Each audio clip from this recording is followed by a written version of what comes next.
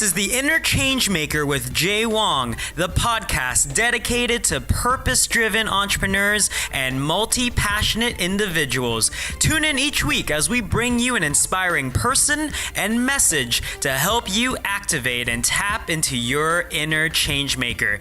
Thanks for spending some time with us today, and let's get started. Hey everyone, it is Jay Wong.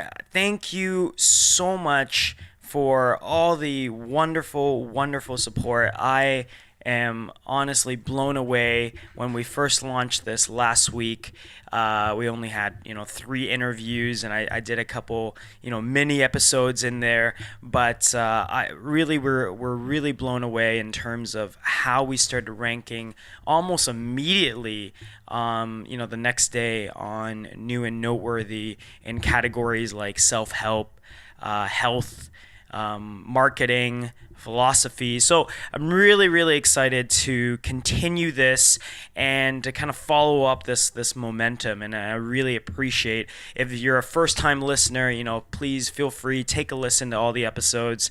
And, if you like what you hear, subscribe, rate, review, all that fun stuff. So for today, we have such a treat because we have the interview with Stuart Knight. Now, if you're not familiar with who Stuart Knight is, he's an award-winning entrepreneur. He does keynote speeches all across the world. He's a critically acclaimed author, and he also, we found out in this episode, at one point did some musicals, and he kind of put these musicals together, and he sold out for, I think it was like 4 or 5 years that he was doing this. So really crazy, and he seems like, Stuart Knight seems like a guy who does it all with ease, but he really, all of his concepts, everything comes from such a great place, and it's all centered around having powerful and authentic conversations. So I know in this interview, he goes through so many different even frameworks in giving you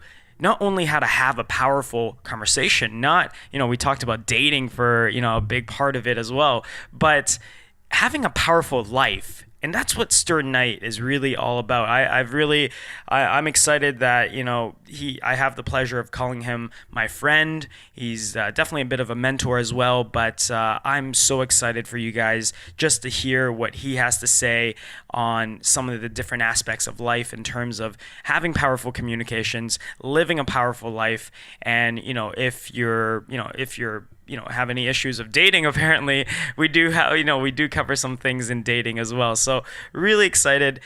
Without any more introduction, I give you the interview with Stuart Knight. Thank you so much for joining us on the Changemaker podcast, Stuart. Really appreciate you being here. Thank you for having me. I'm looking forward to our conversation. Yeah. I know you're a man that's on a mission to kind of create powerful conversations in the world from a lot of the branding and everything that I've seen you put out recently. Yeah, this really is something that I find that our world doesn't even realize, that our lack of creating what I call powerful conversation, as I see it, is in fact an epidemic.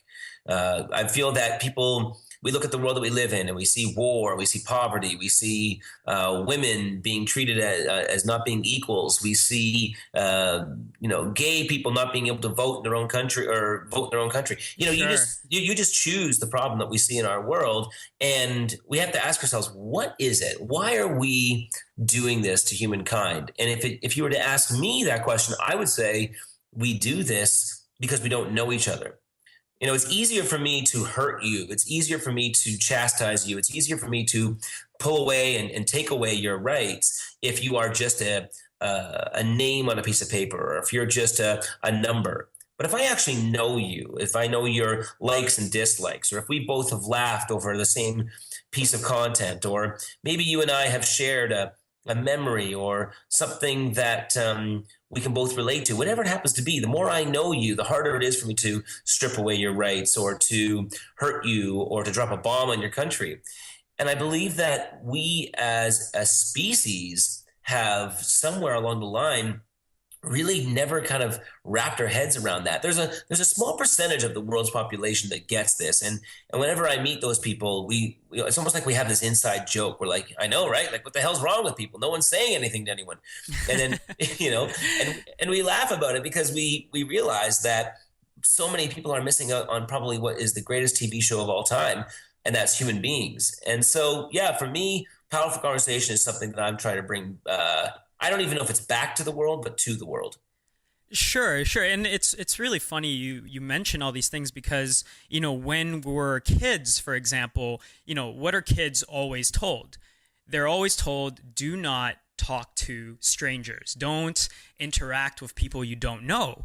And so off the bat, we're conditioned to not necessarily reach out. We're conditioned to not necessarily trust right off the bat. But I think in the world that we're living in today, the society that we're living in today, trust is on the rise, if I could say that. Being authentic is on the rise. I think that you're probably right in the sense that people are trying to connect with each other I think they're interested in a more authentic exchange. I think mainly because the exchange they've been having up until now with the internet and within their work life or career, whatever it happens to be, has not been overly stellar. And like anything else, right? If you find yourself in a situation where enough time passes and you don't feel good about your life or you're not excited about your life, I think the human spirit does naturally start looking for answers. And so a lot of people are beginning to look inward. But I mean, it's such a process, right? Because most individuals don't even know where to begin. They know that they don't feel good. They know that they're bored with most of their social outings. They know that they go on a date, or if they're in a relationship, they know that they're not feeling overly connected with people in their family or their friends or coworkers or just even their neighbors. And so they've made it that far, but then they don't have the tools. They don't know what it takes to go further. I mean, as you said, with strangers, that they look at strangers and they have this story in their head. And I always say, don't ever let the story of your mind stop you from having the story of your heart. And they have this story in their head where it's like, well, they're strangers. I mean, they've got the word strange in their name. And who wants to hang out with somebody like that? And, right. And so, but deep down somewhere intrinsically in their heart, they know they want to speak to that stranger sitting next to them on the train or the person that they walk by in the street. They know they want to talk to them, but they just don't know how. And if they just gave themselves a chance to try it, they'd find out it's not as hard as they think. And that with a few, simple skills and tools to do it, they'll be able to go very far with it. Absolutely, absolutely. I mean, you've, been quite successful in building a career for yourself, in writing, in speaking, in bringing people together, really, all kind of driven by these authentic relationships. I mean, is there a framework or, some advice, kind of like a, I don't know, 3-step process or something simple that people that are maybe listening to this could apply immediately in their lives? Sure. Yeah. I mean, there's 2 sides to that particular question, right? The first side is the psychological side, and the second side is just the practical side. So I'll kind of address that from 2 different angles. The first angle is the psychological side. You have to, first of all, get over your fear of believing that something bad is going to happen, or you're going to feel awkward, or that you're going to be embarrassed, or whatever story you have in your head that comes out of you either A, speaking to a stranger, or B, having asking, I would say, meaningful questions to somebody you already know, because it's just simply not true. It literally is bullshit, and you got to stop living this way, because you're killing yourself, and if you think that way, you're allowing yourself to really miss out on an amazing experience. So that's the first thing. On the psychological side, you have to get rid of this mentality that you've bought into that says, oh, I can't ask those kinds of questions. That's too personal. Or I can't speak to that stranger because they'll think I'm weird, or whatever story you have. Because I bust that myth to pieces every single day. I speak to strangers all the time when I'm with my friends, my family, my people who are on my team. I continuously ask them the kinds of questions that would make most people's jaws drop. And guess what? 9 times out of 10, 99 times out of 100, that stranger I speak to is completely open to it, or that person I know is completely open to what most would consider taboo questioning. Right. They're open to it. They're fine with it. So that's the first thing. Get out of your head and get out of the psychology that's stopping you from getting there. Do you have like a favorite go-to question, like for strangers? Yeah, well, my favorite go-to with strangers is to compliment them. It's just the easiest thing. Yeah, yeah. Just, I mean, and every stranger has something that's easy to compliment them on. So it might be, wow, you've got a nice smile, or sometimes I'll, if I overhear someone laughing, I might say, oh God, if I had that laugh around me all day, I'd never feel bad. Just some sort of thing that makes them feel good. Sure. Could be, hey man, that's a sharp jacket. Where'd you get that? Or, oh, how I love that purse. That's really cool. But be specific, right? I mean, and don't lie. I mean, be genuine. But say something like, that's unique in the sense that it's whatever, orange with sequins on it. You don't normally see that on a purse. Like, get them, like, be real about it. And then, so I started with a compliment. As soon as they answer the question, then I go into, which is the second side, I move into the practical side. Yeah, yeah. And the practical side is, there's very specific things and that, I teach this in my book. I teach this online. I teach this with my corporate presentations. And that is about the idea of doing things specifically that will open a person up to actually feel something. And that's the key. You want somebody to feel something. And specifically, you want them to feel interesting. You want them to feel intriguing, exciting. You want them to feel important. You want them to feel like they matter, and you want them to feel like they trust you. And if you make a person feel those things, what you do is you're making that person respect, admire, value, and like you. And there's not one person I've ever met in my life who makes a lot of money, or who has a lot of friends, or who gets a lot of opportunities, who doesn't have people who respect, admire, value, and like them. And so the way you do that is that when you are speaking to people, there's all kinds of things you can do. I mean, you can do something I call peeling the layer of the onion and asking something called part 2 questions. And that's where when someone, Nice. When someone answers a question that you ask them a good question on the specific answer they give you. Okay, because a lot of people make the mistake where they'll go somewhere else. They'll say something like, hey, how was your weekend? And you come back and you say, oh, it was good, but a busy weekend. And then all of a sudden I come back and say, oh yeah, did you get a chance to see that hockey game last night, that overtime win? Wow, that was amazing, huh? And the person comes back and says, no, I was busy. And then you come back and go, oh yeah, gorgeous weekend though, eh? Did you get a chance to get out there, enjoy the weather, anything like that? Like, all you're doing is you're just asking a bunch of questions, Right? And you're not getting deep. You're not getting to the core of who this person is. So you do that by asking part 2 questions, where every time someone answers a question, just listen to what they just said, and then from there, ask them a good question on that answer. So if I said to you, how was your weekend? And you came back to me and you said, oh, I was good, but I was busy. Well, I want to ask you a good question on that answer you just gave me. So I'm going to come back and say something like, oh yeah, so out of all the things that you had to clear off your plate, what was the one biggest item that you needed to get done? Right? And it's a simple question. Anybody can think of a question like that, yet most people don't ask that question. So, they ask, and then if I keep asking questions like that on the answer, I'm going to get deeper and deeper. I'm going to connect with that person on a meaningful level. Another practical tip, you could always look for the opportunity to ask the question, why? I always say everyone's got a story. Oh, yes. The famous why. Right. It's amazing. And we hear this and no one does a damn thing about it. It's true. It goes in one ear, it goes out the other. And people, I mean, I know I mentioned this in one of the earlier podcasts, but one of the best TED Talks, I think, in the history of TED Talks is by the man Simon Sinek. Right, where he talks about, he proves through biology, not psychology, but literally through biology, and he proves that, why people don't necessarily buy what you do or how you do things. People buy why you do things, right? They buy the core human story behind it that they can connect with at an emotional level. But yet at the same time, how many, you look at all the marketing, you look at all the brands and people out there, people typically default to the what and the how. Exactly. This is what we do. This is how we do it. But no one ever talks about why they actually do the things they do. Yeah. Yeah. And the other side of that too, from a relationship building perspective, people love telling their story. And because no one ever gives them a chance to do it, if you're that person who does, you look like a superstar compared to everyone else, because Right. no one ever makes them feel that way. And so and you can get them to tell their story by simply asking the question, why? And the third little tip I'll leave you with on this kind of subject is just something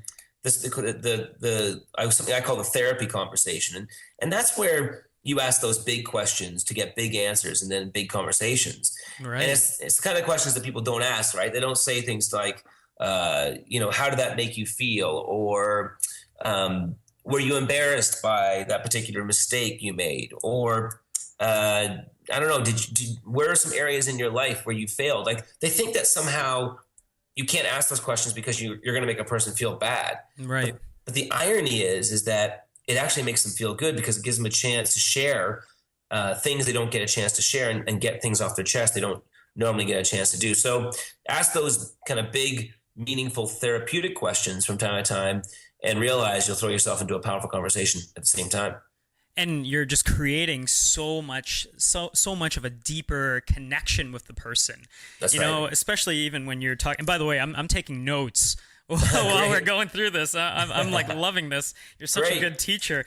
The thing about fear, even, I mean, you never go to a party and ask someone that you randomly meet, like, what is the thing that scared the crap out of you this week? Or Right. what's something that's really challenging that you're dealing with, right? Mm-hmm. And instead we settle, for these kind of surface level questions. And you're absolutely right. People want to have a safe space to be able to kind of talk about their anxieties and fears, because, who are we kidding, right? We're all humans. Mm-hmm. And, but we try to play it off like we're too cool for school half the time. Oh yeah, it's a joke. It really is probably the greatest joke of all time, in that the majority of the world's population is walking around desperate to portray an image to the world that isn't even real. And talk about, on some level, the scariest thing, but at the same time, one of the funniest things ever, because here we are, I'm trying to make you believe that maybe I'm good looking, or I'm funny, or that I'm successful. And if I want people to believe that, and I invest all this time into it, the truth is that the real person I actually am, and I guess maybe this sounds a bit spiritual, but the person that I really am outside of this, the person behind the name and the business card and the car and the whatever the things I might have, Right. is in most cases the exact opposite of what I'm trying to portray. And yet, when people have conversations with other people, they try to have conversations that, once again, further solidify this identity that they've totally bought into and that they believe is real. And because of it, their conversations are boring, and their conversations are meaningless, because they're trying to protect something that they can't protect. Right. No, that's no, I completely agree. And we spend so much time trying to kind of mask who we are. But in reality, if we could just, using almost like your onion analogy, if we could just peel the layers back and get to the core, it almost empower other people to kind of be authentic as well. Exactly. No, yeah, I'm completely with you on that.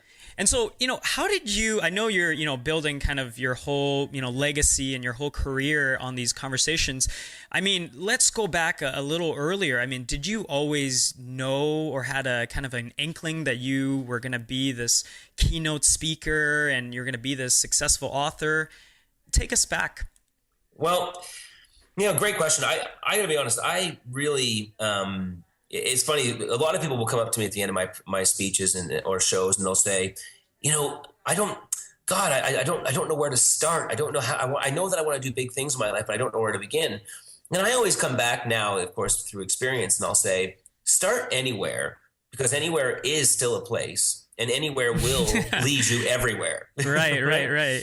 And that's something that people they miss. They think that they can't start, because when they try to see the whole picture, the 20-year picture, it seems so overwhelming and so big and so complicated. And because they can't see that whole picture, Mm-hmm. they just think, well, there's something wrong with them. They think that that they're not meant to do this. And if I tried, when I first started this 20 years ago, to see the whole picture, the picture of me becoming an author or a speaker, and to try and figure out how it's all going to work, I would have never started, because it would have felt overwhelming. So the thing for me is that to take you back, I just started somewhere. I remember when I was, I had this corporate job and it just didn't feel right to me. And I'd always been on stage my whole life. I always felt comfortable speaking in front of an audience. I was also reading a lot of motivational books at that time. And I thought, well, wouldn't this be cool if I could maybe rewrite some of this motivational material into something that is exciting and entertaining for young people? And so I tried it out and, of course, started writing shows and started getting actors together. And in the first few years, of course, almost went bankrupt and no one wanted to hear the speeches. But just like anything else, you keep plugging away and eventually people want to see it. And one speech leads you to the next and one show leads you to the next. And then that led me to deciding to write musicals, motivational musicals. Yeah. I've written a couple of musicals. Wow. I did not know that. That's so interesting. Thank you. So I wrote a couple of motivational musicals that were playing in the city of Toronto. We built our own theater out of a loft space, and we used to do this show for four and a half years. And at the end of that show, what would happen is I would always see the audience, and I would always give them a chance to mingle with each other and get to know each other. And I would notice that people were really struggling with creating powerful conversations and interesting conversations with strangers. Yeah. Which, of course, led me to my next thing. I thought, well, maybe I should do a workshop on that. Maybe I should write a book on that. And then, of course, when I was doing that, there would be people from the corporate audience who would say, well, do you do anything for the corporate crowd? And I'd say, well, I don't, but I will. And any good entrepreneur just says, of course. Yeah, of course. Of course. Yeah. You gotta say yes, even when you have no idea how you're gonna pull it off. Sure. And that's the 20-year story, Jay. It's like you start off with, maybe I could write a show for high school students. Then maybe I could, write a musical. And then, well, maybe I could write a workshop. And then maybe I could do something for the corporate market. And maybe I can write a book. And then one thing leads you to another. And before you know it, you wake up one day and you look back and it's been 20 years and you've spoken to a lot of people and you've had a lot of companies along the way. And not every idea went through. I mean, lots of ideas I've had have completely flopped or I've lost thousands of dollars on. But it's like anything else. People think that being an entrepreneur and being successful somehow like you've got some sort of magic wand shoved up your ass, and you don't. It's most people who are successful as entrepreneurs are just willing to stick with it longer than everyone else. Yeah, no, I absolutely agree. I mean, I know I've been doing, some speaking just on the side there. And a big part of a lot of the, in high schools and colleges is we talk a lot about fear. Mm-hmm. And one of the last steps, and in my personal opinion, one of the only steps to get over fear is to take action. Oh, yeah. And, it's almost like, like you said, you could kind of psych yourself out too much. If you look at any goal or anything, whether it's a business or whether it's a personal type of, habit or hobby that you're trying to develop, it might seem extremely daunting, to, lift 300 pounds, to lose, 20 pounds or to, make a certain amount of money. But when you start taking action, you're actually asking your brain better questions. Yeah. You're not asking, how is all this possible? You're asking, well, now I'm in this situation. Now I'm asked to, do this corporate engagement. How am I going to do this corporate engagement, right? Mm-hmm. And that question, your brain is usually very good at coming up with answers. And it's just about, I think, a lot of the quality questions that you ask kind of along the way. Well, the thing is when you ask those questions, you allow yourself to debunk this story you've created in your head again. Right? Absolutely, so, yeah. If I'm saying, well, I'm afraid of what the audience is going to think of me if I get up on stage and do that thing. Well, if I ask myself, well, what would happen if you got up there and actually did it? Like, what's the worst case scenario? And the brain says, well, the worst case scenario is maybe certain people in the audience don't like me. And then you ask yourself, well, could you handle that? And you're like, well, yeah, I could. Well, then that puts you into a situation where you feel confident being able to take the action. And then once you take the action, of course, we all know how it goes. You get up on stage, you do that thing, and nobody hates you. Everyone, in fact, is the exact opposite. They all like you. And then you've just taken that fear and you've completely debunked it. Right. No, I absolutely agree with the, kind of, you got to demystify your own fears, to some extent. And another thing, it's almost like we always imagine that so many people will care. It's like, I'm going to put out this video, I'm going to put out, this blog, and if it goes badly, everyone's going to, talk about this and how bad, they're going to make fun of me. They're going to get-togethers and have get-togethers about it. But the reality is, everyone's so busy thinking about themselves that when you're starting out, not a lot of people really listen to you. Not a lot of people actually pay attention to all these things. And like you said, the fact that you even just got on stage, or you're able to share authentically from, your point of view, people have so much respect for that. Yeah. And that's a funny thing too, right? I get a lot of people who will look at me as if I've somehow parted the sea or somehow cured cancer, just because I went up there and just did something that I wanted to do. I've been scared. I mean, hell, I've been backstage doing push-ups just to get my mind off of my fear. Sure. Years and years ago when I first started, or there'd be times where I felt like I was going to be sick. So yeah, I'm a human being. I went through it, but after going through it, I don't see myself as being that special. And it's because after going through it, you realize it wasn't that big of a deal. But now, because everyone else around you is still in that it's such a huge deal to overcome your fear mode, they're still looking at you from that perspective. They think you've done something special, but when they end up doing it themselves, they'll realize it wasn't that special. Well, it's like everyone has these superpowers. And it's up to you whether you're going to tap into them or not. But, if you do, and you do them in front of the crowd, I mean, especially with something like public speaking, right? They say, what's that, like Jerry Seinfeld joke that, people are more afraid of public speaking than they're afraid of death. That's right. So, the person would rather be in the casket than doing the eulogy. Yeah, I know. I love that joke. I know. It's so funny. And isn't that hilarious? Isn't that a great example of how stupid we've become as a species? Like, we'd literally rather be dead than having to have people watch us, to have people judge us. I mean, it's funny. Sure. I was doing an event last night, and the event that I was doing, we were asking certain people from the crowd to come up on camera and just say a few words about their experience. And I'm pulling out people who, from the outskirts, look like really confident individuals. They're very successful, make lots of money, all the bells and whistles, and all of a sudden you flick a camera on them, and they become like a deer in headlights.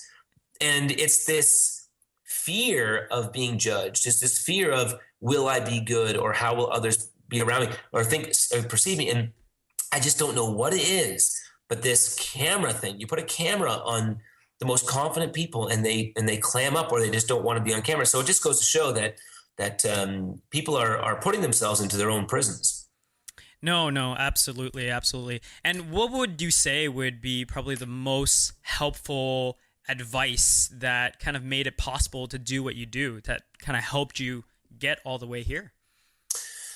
Well, to as an entrepreneur, you mean, or as a speaker?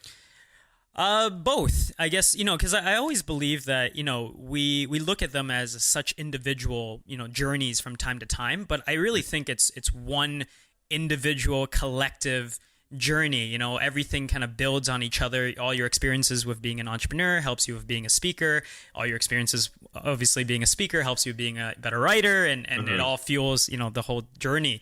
So I'm just interested to see, like, if you got some great advice, along the way, or what was, the most influential piece of advice. Well, I've been lucky. I've had some pretty good advice, and that's one thing I'd say to any of your listeners right now. Go out there and get a mentor as fast as you can. If I could go back and do it all over again, I would have done that 20 years earlier. I didn't even get my first real mentor until about 3 years ago. And so I wish I had done that so much earlier, because every time I have an idea, or every time I have a concern or whatever, I end up calling my mentor and just kind of throwing it past him. And he's a man now who's coming up for his 70th birthday, and he's done all kinds of amazing things in his life. And it's so amazing how quickly he can give me advice because of his experiences. So I have received a lot of advice now, and so I guess my first piece of advice to anyone would be to get someone who gives you advice. Ironically. Absolutely, yeah. But the other thing I would say is that we live in a world today where, and you and I were just talking about it. A lot of people, they don't see themselves as being amazing, and a lot of people who are in my world and your world, we're out there on stage saying to people, you know what, you're amazing, you can do it, you're awesome, go out there and live your dreams. But it's funny. I was working with a great Canadian comedian a couple of years ago named Ron James, and Okay. he was talking to the audience, and he said to the audience, he's like, yeah, you know what, to all the young people, you can live your dreams. You can have anything you want. You can kick ass. You can travel the world. You can make millions of dollars. And then he pauses and he says, unless you suck. And I thought, that is such a great way of putting it, because you can't just, it's not enough to just believe that you're great. It's not just enough to recognize that you're a wonderful person, which you are. You also have to work your ass off to get there. Yeah. And I'm not talking working your ass off where you sacrifice the important things like your health or your relationships, but I'm talking about people who I meet continuously who will say, oh, you know, I really want to have my own musical, or I want to become a professional speaker, or I want to have my own company, or whatever. And then I'll say, well, you know, how much work have you put into it in the last couple of weeks? And they'll say, well, you know, I made a phone call, or I sent a couple of emails, or I spent 30 minutes doing some research on the internet. I'm thinking, oh my God, I don't feel sorry for you at all, because you're not putting in the effort. I saw a great interview with Will Smith not too long ago, and he came right out and said, look, he says, I get that I'm talented. I'm not going to sit here and lie and deny that I'm not talented. But he said, the difference between me and other people, he says, because there's lots of other people who are just as talented as I am. He says, the difference between me and all them is that I just worked harder. He says, so while you were sleeping, I was working. While you were eating, I was working. While you were thinking about what you're going to do next, I was working. And as I was watching him being interviewed, it just really resonated with me. I thought to myself, yeah, man, that's it. You know, you have to have talent, and you have to have a certain skill, and whatever your skill happens to be, it's different for everybody. But once you identify what that skill is, it's not enough. My advice would be, you have to commit yourself to working for not just a couple of months, but for quite a few years before you start really seeing the results. I personally love every interview with Will Smith as he talks about, you know, kind of personal development and motivation. And one of the best things that kind of stuck with me was, you know, he said, it's so simple. It's not, you know, this whole success thing. It's not this esoteric thing that we imagine. All you have to do is make a decision, and that's it. Yeah. You know, you just decide that, you know, you're going to, you know, live a certain lifestyle. You're going to, you know, be a certain person. And then from there, you automatically know, okay, well, for me to be, you know, this, you know, great keynote speaker, I probably need to, you know, practice, you know, a few hours every day, or I need to reach out to these companies to, you know, see if there's any, you know, engagements that I can, you know, do there. I maybe need to do some videos. Maybe I need to create some blogs. So all of a sudden, you now know what you need to do for you to actually be successful, but you need to actually make that decision at the end of the day, whether you want it or not. Well, I feel this way about people who are single, you know, and some people who are single and just dating, that's awesome. If that's what you want to do, that's great. But for the people out there that I know who are single and they don't want to be single, like they genuinely want to be in a meaningful relationship, and maybe they've been single for a couple of years and it's just been bugging them now. And I just think to myself, it's no different than entrepreneurism. You know, you write down on a piece of paper, what do you want? And you make it, and then you make the decision, as you say, to get it. And then you have to ask yourself, by working backwards, well, here's what I want. Where do people like that hang out?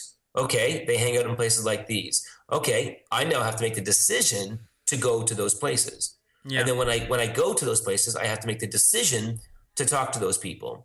And then I have to ask myself, what kinds of people would those people be interested in? Oh, well, they would be the kinds of people who have the ability to speak about subjects like this. Well, then I've got to make the decision to become well-versed in those kinds of topics, so that when I do make the decision to speak to those people at the place where I made the decision to go to, then I have already equipped myself with the ability to say things that they're going to find interesting, which will lead them to the decision to want to date me. Like, this is not rocket science. And it's amazing to me how often I meet people who that you think that finding a partner, somebody they want to spend the rest of their lives with, is right up there with finding a cure to cancer. Stuart, have you taught any of this in like a master dating class before? It's funny. People have asked me, I've had individuals say, you should teach this stuff. And the answer to your question is no, I haven't. Although maybe I should. Because the listeners should really be taking down notes. I'm like just scribbling as fast as I can. But I really think that a lot of what you went through could be applied. Whether you're absolutely right. Whether it's in your business, figure out your target market, figure out how they communicate, figure out where they are, and then go there. Present yourself, put yourself in front of the opportunity. Right? Absolutely. And that's what they say. Like a business plan is so important. Like I write. I'm journaling all the time, and sure. I'll sit down and I'll say, okay, where do we want the company to be in 3 months? And I'll write a target at the top of a page. Not very difficult. You just write it down, and and then I say, okay, well, I ask myself the question: what would we need to do to reach that target? And then the brain, being the amazing thing it is, starts giving you answers, and some are good and some are not so good. And then you accumulate the answers that are pretty good, and then you say, okay, well then, what would be an action plan that I could create around those things that we need to do? And then you start putting timelines around it, and then you literally pull out your calendar. And then in the calendar, you say, okay, tomorrow I got to make these 3 phone calls, and then the next day I need to go to those 2 meetings, and the next day I need to go to that networking event, and then the next day, I don't know, I need to take this course. Whatever you wrote down in your journal are the things you have to do. And each day and each moment and each hour that passes that you do these things, you do get incrementally closer, even though you don't feel like you're getting there. And even though you feel like you're making some bad decisions and you're losing money along the way, you will get there. You may not even get exactly where you want to go, but you'll get a lot closer by just being very clear on what it is that you want and then taking action on it. And people think that this is where they think the magic happens. It's not magic, it's math.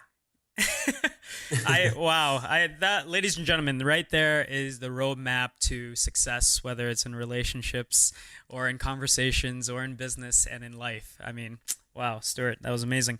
Thank you. I want to be respectful of your time. So where can the listeners, if they want to learn more about you, I think everything we've covered has been super educational. I know it has been on my end. Great. So where can they learn more about you and some of the projects that you're involved in? Well, for those who are listening right now who just want to go to stuartknight.com, STUARTKNIGHT.com, that's a place where you can just sit back, throw your headphones on, watch some videos. There's a lot of videos that I put out there that are meant to inspire you, to get you thinking differently, to give you a bit of a laugh, and to really just kind of expand your horizons and to stretch you in a certain way. So that's all on the website. For people who also on the website want to sign up for our weekly newsletter, it's got something called the Life Changers, and that's me and a bunch of other great bloggers from across the world who come together to send out messages on material that will have a positive impact on people's lives. They can do that at the website. And last but not least, any of your listeners who are listening to this right now in Toronto, if they want, they're more than welcome to join the Powerful Group, which is a community-based organization we have that brings strangers in the city of Toronto together to have powerful conversations at different events throughout the month. And if anyone wants to try it out for free, we'll give them a 2-month free trial membership. It's all on the website, and they can always get in contact with us from the website as well. Wow, thank you so much, Stuart. That's so gracious of you. And for the record, I've been to a few of these events at the Powerful Group, and it definitely breaks down some of the barriers that we're talking about and gets you right into the heart of the conversation. And so, if you are in Toronto, I really do recommend that you actually go out to some of these events and have some really powerful conversations. And Stuart Knight, thank you once again for your time. I know I think you're off, to a few keynotes, I'm sure. Off to Los Angeles tomorrow. Okay. Well, Until next time, thank you so much. Thank you, Jay, and good luck with this. And I hope that all your listeners know you're doing a good thing. That is it for this week's interview. Did you like what you heard?